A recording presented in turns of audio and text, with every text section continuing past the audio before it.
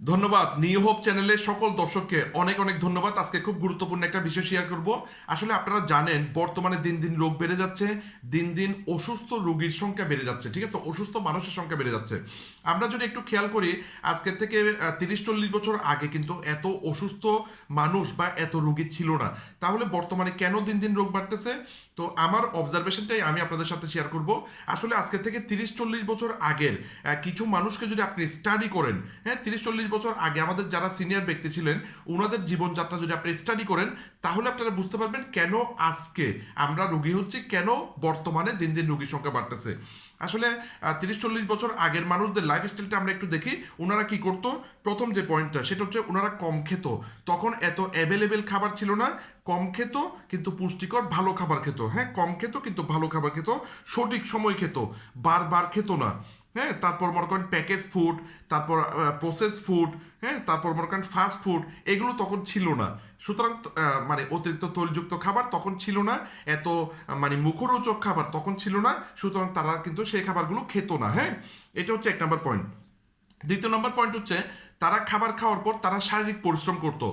মাঠে বা বিলে বিভিন্ন শারীরিক কাজ করতো, শারীরিক পরিশ্রমের কাজ করতো। তারা বসে থাকতো না, অলস সময় কাটাতো না, তারা কন্টিনিউ ফিজিক্যাল মানে অ্যাক্টিভ থাকতো, ঠিক আছে?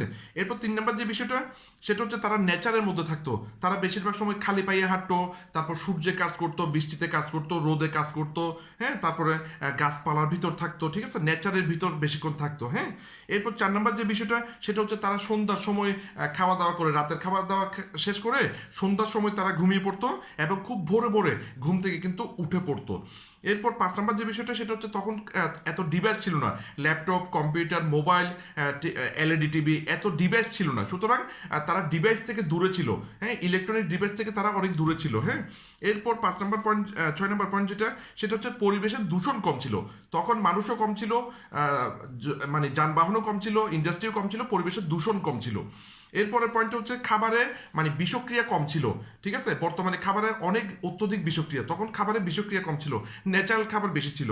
এরপর যে পয়েন্টটা সেটা হচ্ছে মেডিসিন কম ছিল, সুতরাং তারা মেডিসিন কম নিত, কম মেডিসিন ছিল, কম মেডিসিন ব্যবহার করতো।